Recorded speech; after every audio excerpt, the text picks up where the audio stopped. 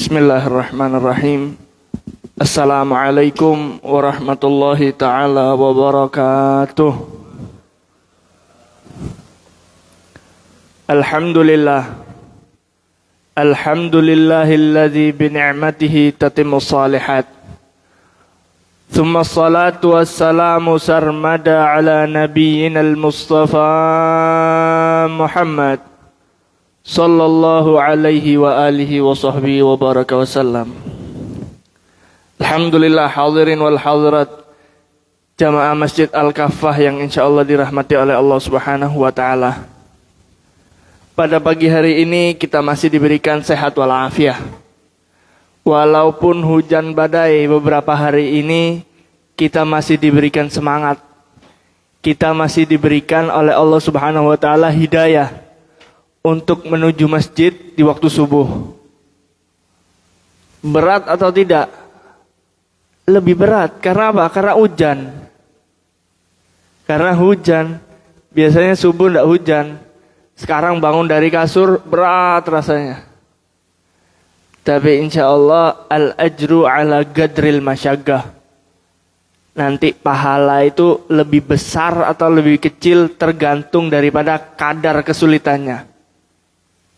Jadi bahkan wudhu yang paling menyempurnakan wudhu yang paling afdol itu ketika musim dingin. Jadi dingin-dinginnya kita disunahkan untuk menyempurnakan wudhu kita. Ini pahalanya tergantung kesulitannya. Semakin sulit, semakin banyak pahalanya insyaallah. Alhamdulillah. Kita telah melaksanakan daripada salat subuh berjamaah. Yang mana telah kita awali dengan salat sunnah 2 rakaat. Yang mana 2 rakaat ini termasuk sunnah yang muakkad. Sunnah yang tidak pernah ditinggalkan oleh Nabi Muhammad sallallahu alaihi wasallam. Ada 10 rakaat yang mana termasuk sunnah-sunnah muakkad. Dan yang paling afdal adalah 2 rakaat sebelum subuh. Apa sih sunnah muakkad itu? Wahiyallati wadhaba 'alaiha Rasulullah sallallahu alaihi wasallam. Salat sunnah muakkad adalah salat sunnah yang selalu terus-menerus kontinu dikerjakan oleh Nabi Muhammad sallallahu alaihi wasallam. Walam yatrukha. Nabi juga tidak pernah meninggalkan daripada salat sunnah muakkad tersebut. La hadaran wala safaran. Baik Nabi dalam kondisi bermukim ataupun Nabi dalam kondisi bersafar, bepergian. Tidak pernah Nabi meninggalkan salat sunnah muakkadat, rawatib, qobliyah atau ba'diyah yang muakkad. Salah satunya yang paling afdal apa? Salat sunnah qabliyatus subuh. 2 rakaat sebelum subuh. Bahkan baginda Nabi Muhammad SAW itu sangat amat bergegas ketika hendak melakukan 2 rakaat sebelum subuh. Kenapa? Seperti yang kita ketahui, hadis dari Sayyidatuna Aisyah radhiyallahu an, katanya apa? Baginda Nabi Muhammad bersabda, raka'ataini qabla al-fajri khairun minad dunya ma ma fiha. 2 rakaat sebelum subuh lebih baik, atau dalam riwayat lain lebih aku cintai daripada dunia dan seisinya. Alhamdulillah. Iya. Jadi jangan ngerasa tidak punya dunia. Kita ngerasa jadi hambanya Allah itu ngerasa yang kaya. Kita sholat sunnah 2 rakaat aja, ibarat pahalanya itu sudah lebih daripada dunia dan seisinya. Alhamdulillah, hadirin wal hadirat. Ini terapi buat kita. Bangun daripada tidur kita, kita bersyukur kepada Allah Subhanahu wa taala, kita bersujud kepada Allah Subhanahu wa taala. Ini bagi kita yang datangkan ketenangan. Belum memulai aktivitas, kita menghadap dulu sama yang punya dunia. kepada Allah Subhanahu wa taala. Dilanjut lagi dengan kita melaksanakan salat subuh berjamaah. Insyaallah salat subuh berjamaah. Salat subuh berjamaah adalah salat yang pasti dan ditekankan diberikan kabar gembira oleh Nabi Muhammad sallallahu alaihi wasallam. Dalam sebuah hadisnya beliau bersabda,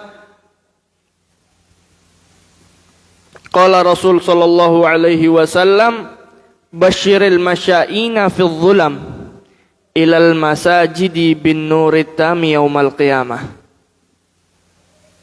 Kata Nabi Muhammad sallallahu alaihi wasallam, berikanlah kabar gembira kepada siapa? Kepada orang-orang yang berjalan dalam kegelapan untuk menuju masjid, sholat berjamaah, sholat subuh. Kita ini termasuk, alhamdulillah kita termasuk diberikan kabar gembira oleh Nabi Muhammad SAW.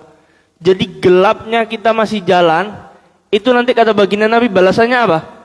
Binurit tami yaumal qiyamah, dengan cahaya yang terang benderang di hari kiamat. Insyaallah hadirin wal hadirat, kita semua beriman, percaya dengan hadis-hadis baginda Nabi Muhammad. Kalau sudah dibilangin ini sholat sunnah 2 rakaat bagus sebelum subuh, sholat subuh berjamaah di masjid bagus, insyaallah kita pasti akan bergegas untuk melaksanakannya. Amin, Allahumma amin. Allahumma rzuqnal istiqamah. Semoga diberikan istiqamah. Hadirin wal hadirat, salah satu tanda orang tersebut beriman dengan sempurna adalah mudahnya dia untuk melaksanakan salat subuh berjamaah. Karena apa? Karena asqalul salawati indal munafikin al-isya was subuh.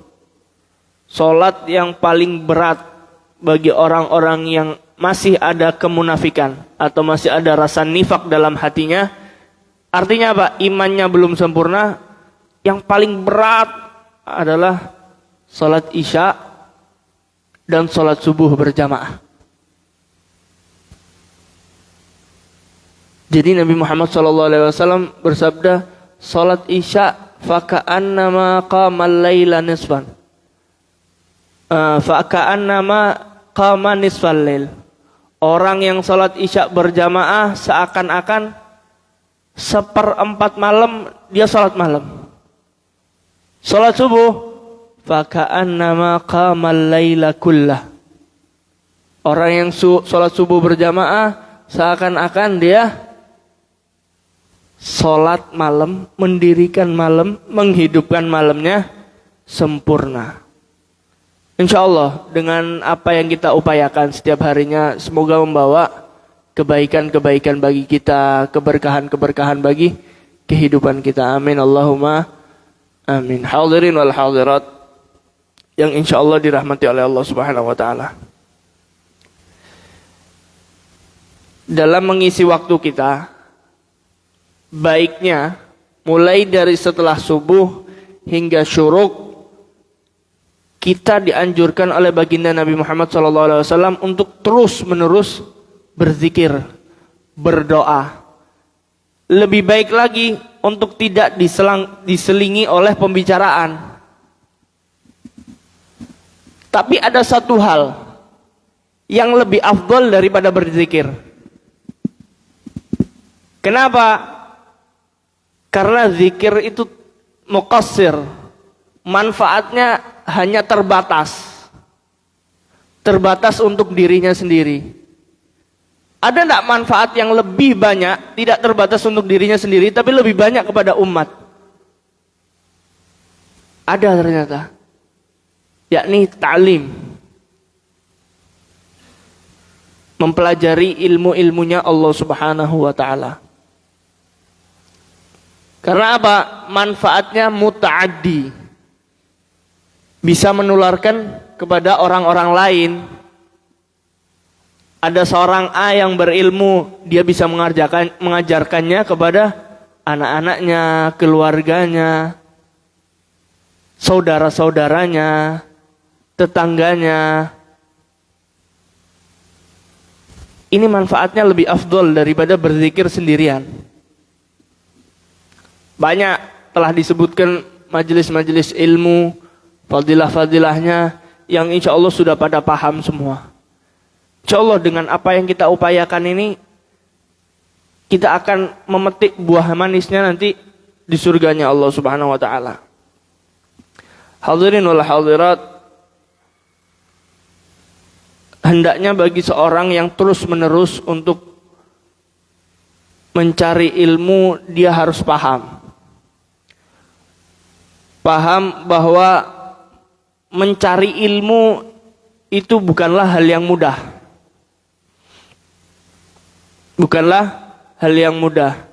Sekarang kita lihat hadirin wal hadirat yang masih on baterainya 100% tidak banyak. Kalau dilihat dari depan sini yang on baterainya 100% tidak banyak. Udah ada hadirin yang baterainya 20% dari depan sini ya. Ada yang 50%, ada yang sudah 5%. Udah ada yang mati total bahkan, baterainya habis. Alhamdulillah, tidak apa-apa. Yang penting duduknya kita dengan niat iktikaf sudah membawa kebaikan bagi diri kita sendiri. Alhamdulillah.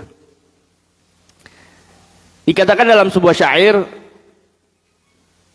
bahwa orang tanda-tandanya dia berilmu atau tidak itu diibaratkan sebagai pohon. Pohon hadirin wal hadirat. Gimana? Idza zada ilmul mar'i zada tawadhu'an. Jika seorang bertambah ilmunya, harusnya dia juga bertambah sifat tawadhu'nya. Sifat rendah hatinya. Wa in zada jahlul mar'i zada tarafu'an. Jika dia tambah ketidaktahuannya tentang agama, tentang hal apapun, zada tarafu'an. Dia akan semakin bertambah juga apa? Sombongnya, mendongaknya. Kadzal ghusnu min hamlis thimari tanaluhu. Begitulah ranting ketika dia mempunyai buah. Gimana ranting ketika mempunyai buah? Wa in ya'lu min hamlis thimari tamanna'a. Ranting kalau ada buahnya, ada isinya, ada manfaatnya, dia semakin merunduk atau semakin mendongak. Merunduk. Kenapa? Karena banyak yang didapatkan, yang dibawa banyak. Insya Allah dengan taklim yang ada di Al-Kafah ini semakin menambah ilmu kita untuk menjadi orang yang tawadhu, untuk menjadi orang yang tidak menyalah-nyalahkan orang lain, orang yang lebih mengoreksi diri kita sendiri masing-masing. Dan insya Allah itu yang membawa kebaikan kita. Di tahun yang baru, di bulan Rajab ini, hal-hal yang seperti ini insya Allah jika kita terapkan membawa kebaikan untuk diri kita pribadi masing-masing. Hadirin wal hadirat, saya ingin mengajak, karena rutinan kita biasa membaca kitab Risalatul Mu'awanah di hari Jumat, malam Sabtu. Bagus kiranya jika kita meneruskannya walaupun di waktu yang berbeda. Insya Allah kita melanjutkan pembahasan yang mana pembahasan ini tentang adabus sunnah. Nawaina ta'alluma wa ta'lim wa tadhakkura wa tadhkir wa naf'a wal intifa' wal ifada wal istifadah wal hasa 'ala tamassuki bi kitabillah wa sunnati Rasulillah wa du'a ila al-huda wa dalalati 'ala al-khair ibtigha'a mardatihi wa qurbi wa thawabi wa husnil khatimah ma'al lutfi wal 'afiyah. Qala al-muallif inna annahu qala wa 'alaika an la tantiqa illa bi khair. Hadirin wal hadirat, yang mana telah kita bahas pada pertemuan-pertemuan Jumat malam Sabtu sebelumnya tentang adabus sunnah. Adab-adab kita bagaimana mengikuti Nabi Muhammad SAW baik dalam urusan ibadah ataupun adat istiadat kita sehari-hari. Jadi niru Nabi itu bukan sunnah dalam sholat saja, bukan sunnah dalam puasa saja, sunnah dalam beribadah saja, tidak. Nabi Muhammad SAW itu mengajarkannya sempurna. Apapun, hal sekecil apapun sama Nabi itu dijelaskan kalau kita mau mempelajarinya. Kemarin bahkan sampai ada kisah bahwa ada ulama yang ingin memakan daripada bitih, ingin memakan daripada semangka. Tanya, ada enggak hadisnya ini tentang Nabi Muhammad SAW makan semangka? Ternyata ada. Nabi Muhammad SAW pernah makan semangka. Dia mau untuk memakan semangka semata-mata karena apa? Karena Nabi Muhammad SAW makan semangka. Dia tidak ingin berbeda dengan nabinya. Ulama tersebut itu tidak mau beda sama Nabi Muhammad SAW. Nabi pernah tidak makan semangka? Dicari-cari hadisnya, pernah Nabi makan semangka. Akhirnya dia mau makan semangka. Tapi dicari-cari lagi, Nabi itu SAW kalau motong semangka dari atas atau dari samping.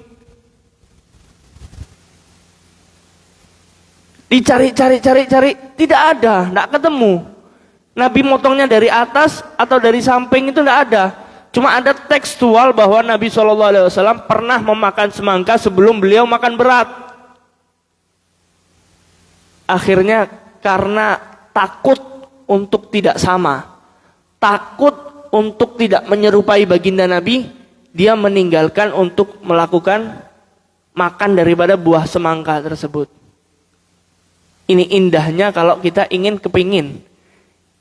berusaha untuk meniru Nabi Muhammad SAW. Jadi bukan sholatnya saja yang sama, bukan puasanya saja yang sama, bukan ibadahnya saja. Adat istiadat, bagaimana Nabi makan, bagaimana Nabi tidur, bagaimana Nabi bersosialisasi dengan masyarakat, bagaimana apapun ditiru.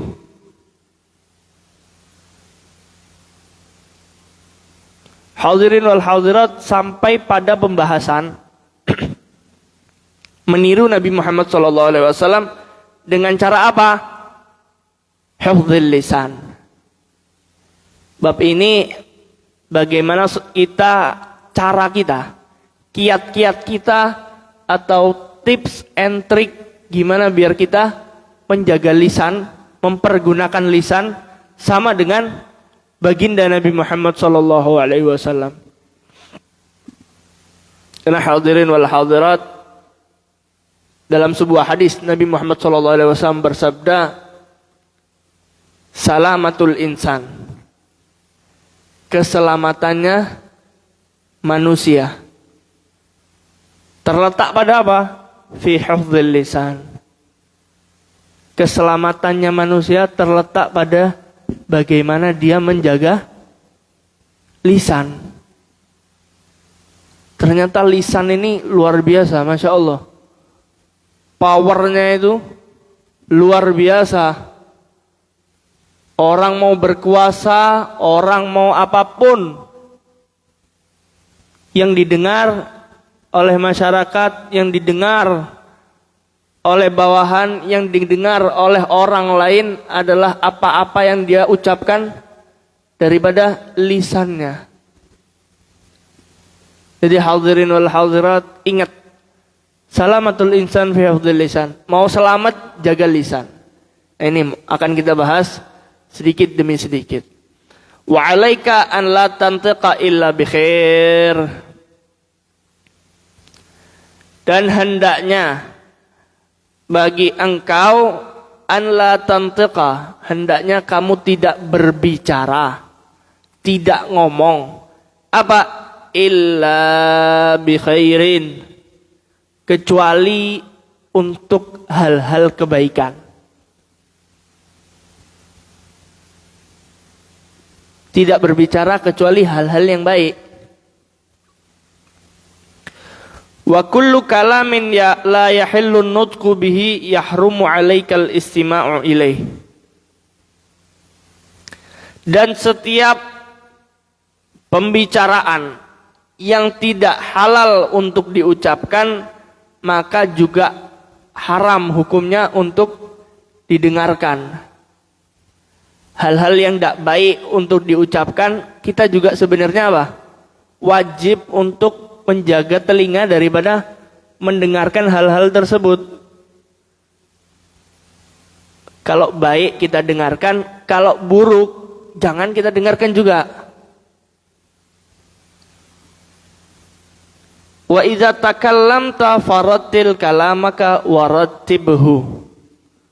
Kata Habib Abdullah bin Alwi bin Muhammad al-Haddad, kalau mau ngomong, kalau mau berbicara, kalau mau berucap, farattil kalamaka warattibhu. Maka berbicaranya pelan-pelan saja.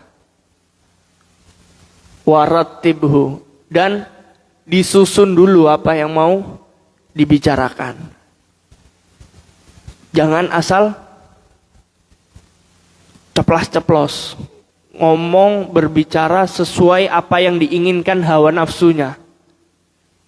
Jangan ratil, pelan-pelan, dipikir dulu, disusun dulu gimana caranya supaya tidak menyakiti hati daripada orang lain. Supaya apa yang keluar dari lisan ini tidak membuat kegaduhan di tengah umat. Wasghi ila hadisi man hadasaka wala taqti'anna ala ahadin kalamah. Dan termasuk adab baginda Nabi Muhammad SAW ketika berbicara, yakni beliau memperhatikan, mendengarkan dengan seksama ila hadisin, kepada pembicaraan man hadasak, orang yang sedang berbicara padamu. Seneng gak kira-kira kita ngobrol sama orang tapi orangnya ngadep sono? Lagi ngobrol tapi buang muka.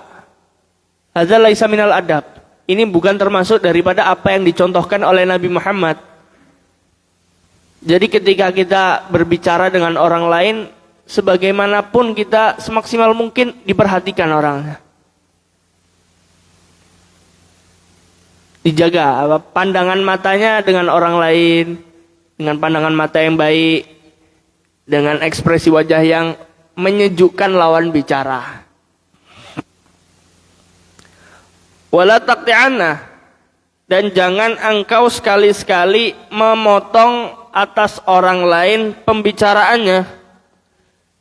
Jadi orang lain tengah-tengah ngobrol, kita datang kita potong.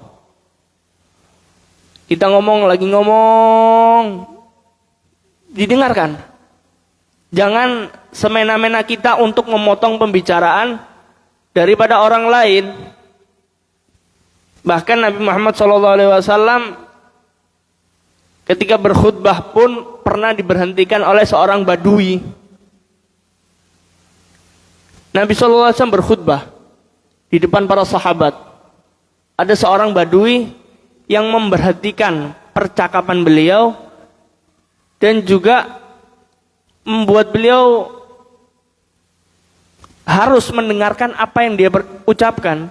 Sahabat sudah marah, ini kok bisa ini memberhentikan ucapan daripada baginda Nabi Muhammad SAW. Hal yang dipelajari adalah apa? Kita tidak boleh untuk memotong ucapan daripada orang lain. Dan kalau kita yang dipotong ucapannya, semaksimal mungkin kita apa? Untuk menerimanya dengan hati yang legowo, lapang dada. Ini adab, penting. Hal yang remeh tapi penting kalau kita laksanakan dalam berkomunikasi antar sesama. Adab-adab yang remeh yang sering kita lalaikan ini. illa in kana minal kalamil ladzi yuskhitullaha kal ghibah. Yang tadi kita tidak boleh memotong pembicaraan orang lain. Tetapi ada satu hal yang boleh kita potong pembicaraannya, yakni pembicaraan yang dapat mendatangkan murkanya Allah Subhanahu wa taala. Di tengah-tengah majelis atau di tengah-tengah perkumpulan kita. Kalau omongannya baik jangan dipotong. Tetapi ketika sudah masuk ke ranah-ranah ghibah, potong. Ini biasanya ibu-ibu ini. Atau bapak-bapak juga, tidak tahu saya. Jadi ada obrolan yang awalnya penting untuk dibahas. Ketika obrolannya selesai, tapi kepengen ngobrol lagi. Jadinya gimana? Mulai masuk ngomong-ngomong yang tidak penting. Bahkan ngomong-ngomongin orang lain yang tidak ada di situ. Nah, ketika obrolan yang penting untuk kita ucapkan sudah selesai, mulai masuk kepada obrolan yang sekiranya mendatangkan murkanya Allah, potong. Hadirin al-hadirat. Ghibah itu bahkan kata Nabi Muhammad SAW, atuhibbu an ta'kula lahma akhika maitah. Diibaratkan lebih baik daripada engkau memakan daging saudaramu yang sudah menjadi bangkai. Artinya apa? Ghibah itu parah, hadirin al-hadirat. Kita aja yang terlalu meremehkannya. Terlalu kita anggap itu hal yang kecil. Ghibah enak rasanya. Ya, apalagi ibu-ibu ini. Kalau tidak ngomongin orang kayaknya kurang pas, mau mengakhiri obrolan itu kurang pas. Kalau tidak mengobrolkan kejelekan atau keburukan dari orang lain, itu kayaknya kurang pas. Harus ada yang dibahas sedikit tentang kehidupan-kehidupan orang lain. Baik yang kita kenal ataupun tidak kita kenal. Kadang artis luar negeri yang tidak penting juga kita bahas. Tidak ada manfaatnya. Kita jelek-jelekkan dia, kita inikan dia. Hadirin al-hadirat, sebagai seorang muslim, ini adab-adab yang remeh. Tapi harus kita tiru kalau kita ingin mirip dengan baginda Nabi Muhammad sallallahu alaihi wasallam. Wahdharil mudakhalah fil kalam. Dan juga ketika orang berbicara, jangan mudah untuk ikut campur. Jika bukan urusannya, jangan mudah untuk masuk dalam obrolan itu tiba-tiba. Wala tuzhir liman hadatsaka hadisan tu'rifuhu annaka tu'rifuhu. Wala tuzhir. Ini sering hadirin al-hadirat. Wala tuzhir, kata Habib Abdullah bin Ali bin Muhammad al-Haddad, jangan engkau menampakkan diri. Liman hadasaka, kepada orang yang sedang berbicara kepadamu. Ta'rifuhu annaka ta'rifuhu.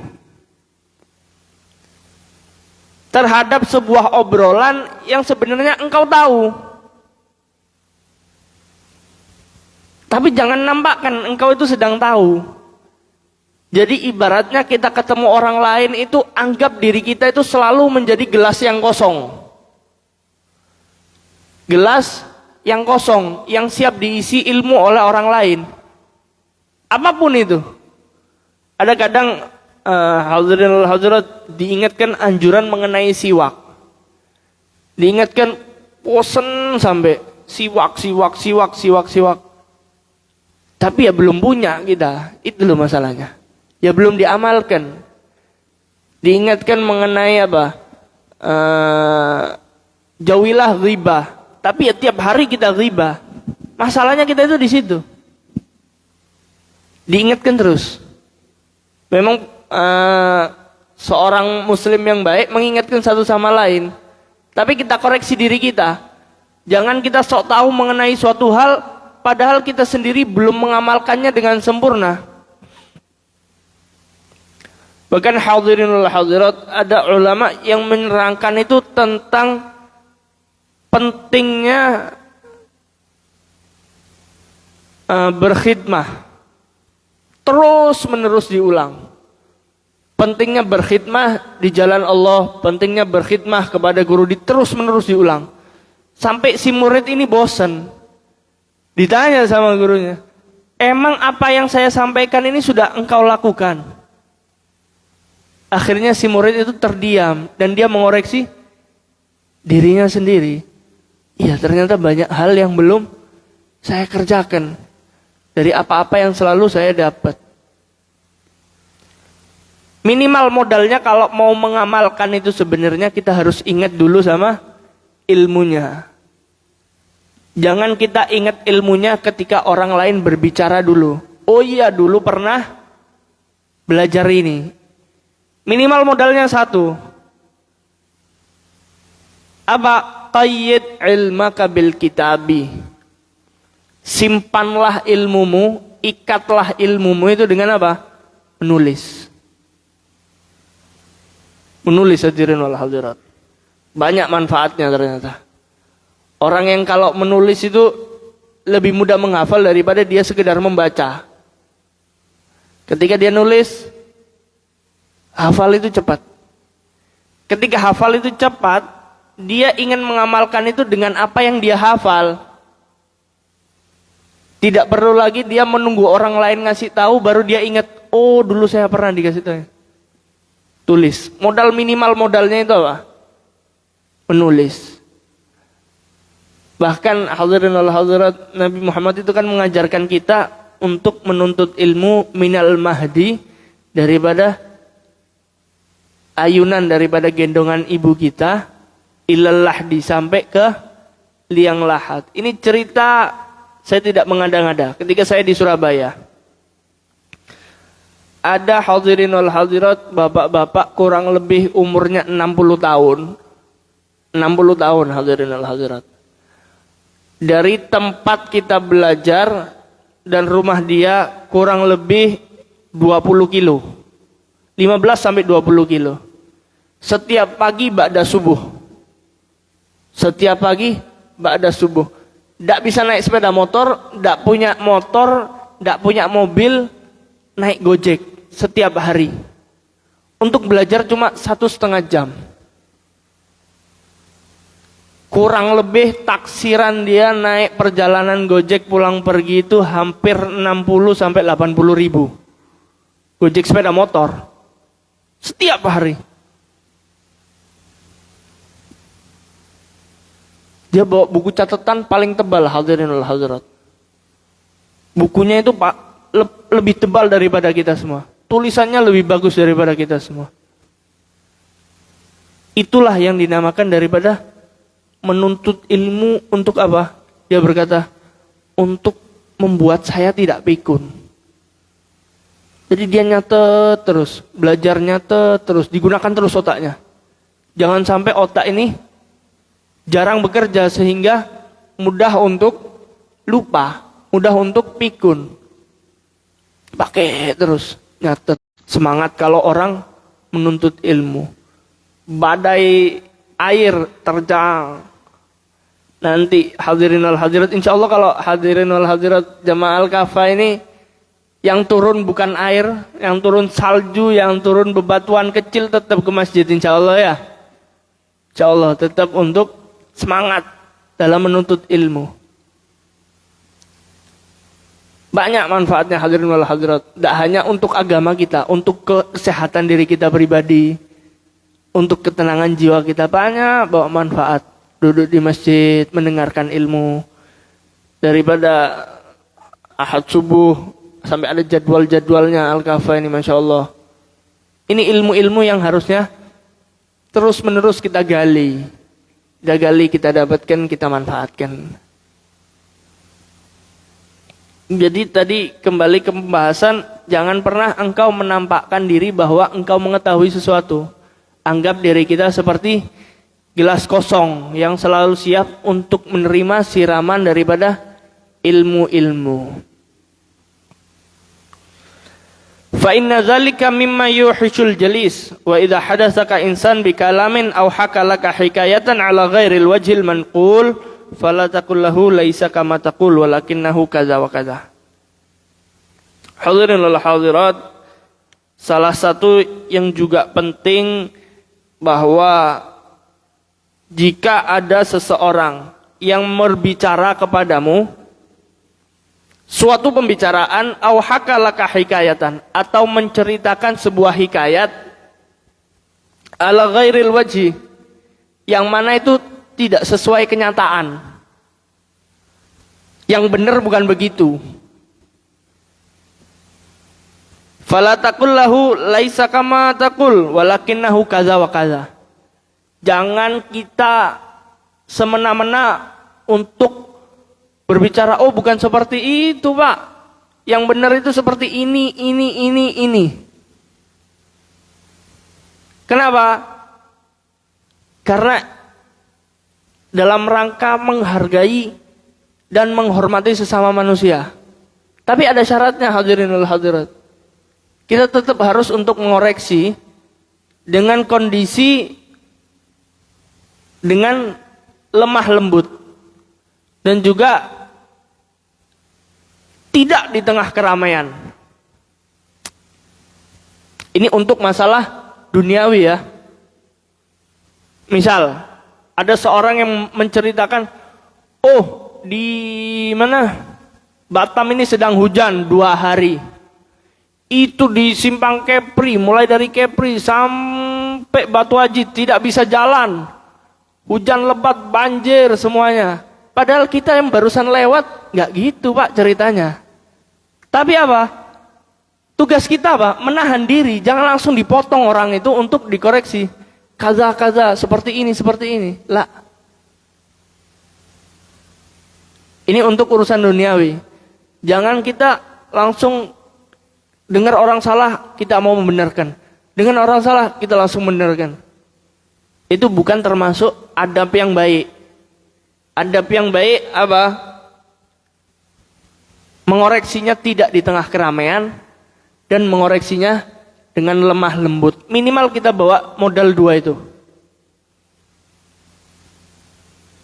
Apalagi yang paling sering ini sebenarnya bukan secara lisan. Sebenarnya yang paling banyak miskomunikasi itu melalui sosial media.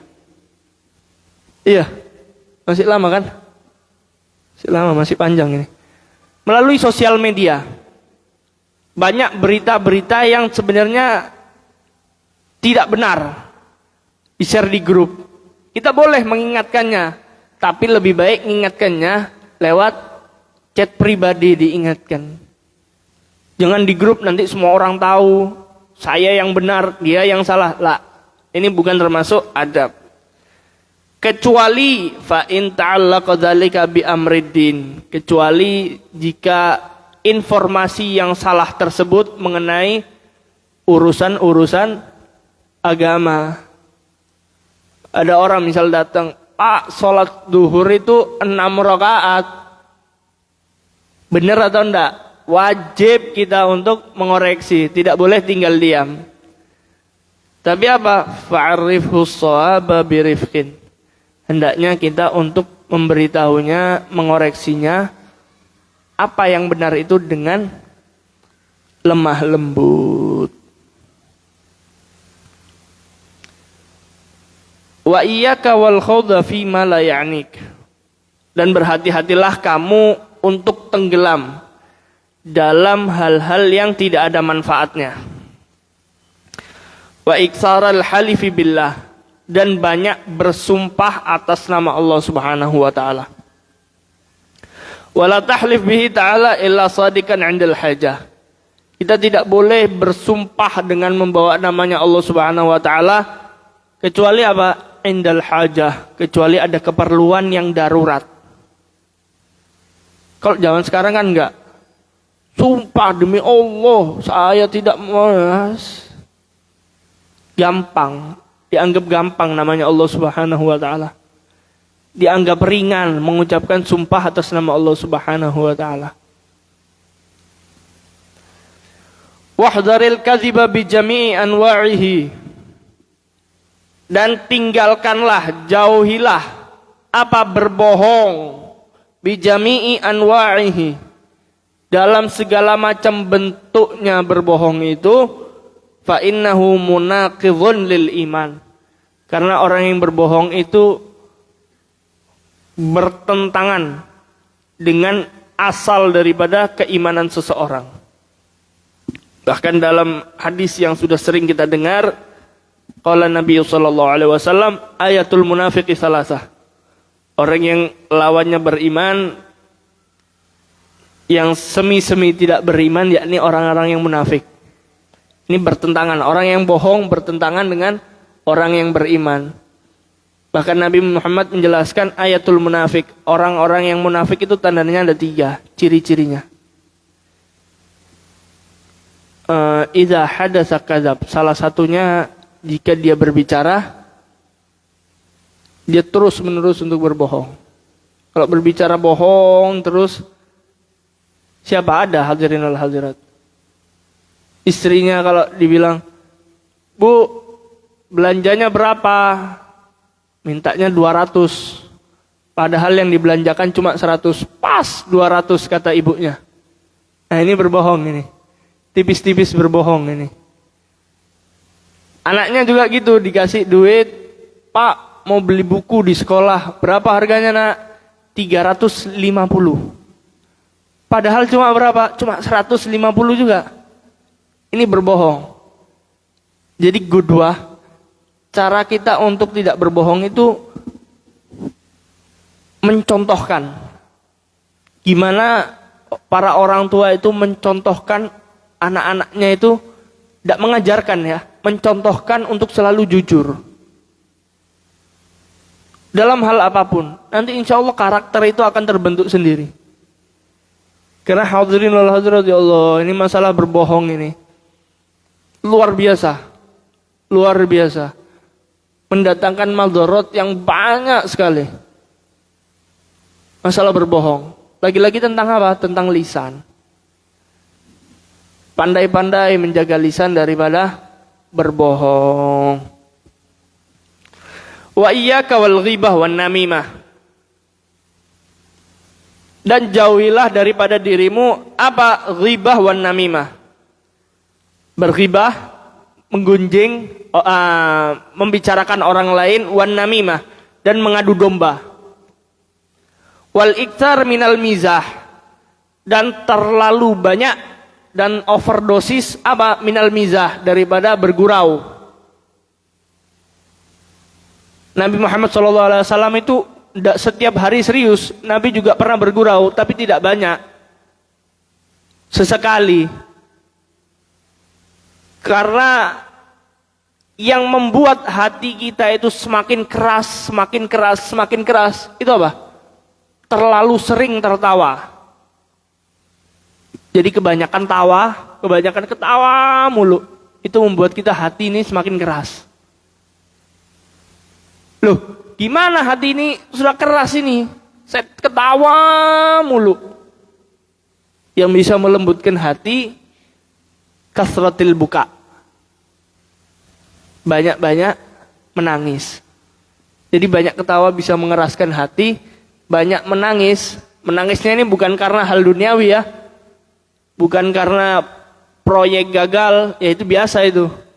Menangisnya yang dimaksudkan untuk melembutkan hati, menangis, meminta ampun kepada Allah Subhanahu wa taala, bertaubat kepada Allah Subhanahu wa taala. Apalagi ini syahrullah. Di bulan Rajab kita disuruh untuk berbanyak-banyak istighfar. Meminta ampun, meminta taubat kepada Allah Subhanahu wa taala. Perbanyak daripada buka. Bahkan kalau tidak bisa menangis, kata Nabi Muhammad SAW, dilatih dirinya untuk tabaki, pura-pura nangis. Tapi sendiri saja hadirin wal hadirat. Jangan nanti di Al-Kafah subuh depan nangis semua orang-orang, bingung Haji Ismail nanti. Imam Yadi bingung nanti. Sendiri ketika kita punya waktu yang khusus, waktu yang intim dengan Allah Subhanahu wa taala, kita coba kita hadirkan diri kita. Tidak bisa nangis, pura-pura nangis dulu aja. Tabaki, kita latihan. Itu bisa apa? melembutkan hati kita. Kalau suami-suaminya gagah ini di depan istri, pindah ke tempat lain. Jangan sampai istri saya lihat saya lemah. Jangan sampai istri saya ini lihat saya menangis. Kalau memang punya pemikiran seperti itu, cari waktu khusus untuk Allah Subhanahu wa taala.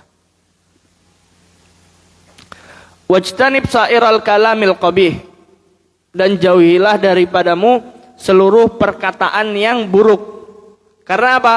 Silahul li'ami qabihul kalam. Senjatanya orang yang enggak baik itu apa? Qabihul kalam, perkataan yang buruk. Wa amsik an radi'il kalami kama tumsik an mazmumih. Wa tafakkar fi man taqulu qabla an taqula fa in kana khairan faqul illa fasmut. Jadi hadirin wal hadirat, jaga perkataan itu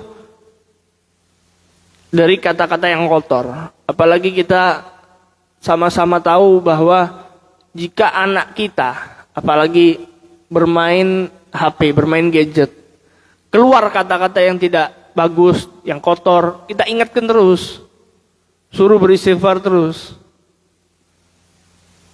Orang kalau ngomongnya baik, berarti yang di dalam itu baik. Yang keluar baik, berarti yang di dalam baik. Kalau yang di dalam buruk, yang keluar juga buruk. Otomatis. Sudah hukumnya seperti itu. Wa tafakkar, dan banyak-banyaklah berpikir. Berpikir apa? Fima taqul. Sebelum berbicara itu dipikir dulu, baik enggak ya saya berbicara seperti ini? Kalau saya ngomong seperti ini kira-kira nyakitin hati orang lain enggak ya? Dipikir dulu. Kalau sekiranya perlu diutarakan. Tidak perlu dipikir. Kalau enggak perlu, mending saya diam aja lah. Karena apa? Nabi Muhammad SAW bersabda, "May yu'min billah wal yaumil akhir." Siapa yang beriman, yang berkeyakinan dengan sungguh-sungguh kepada Allah Subhanahu wa taala dan hari akhir, falyakul khairan aw liyasmut.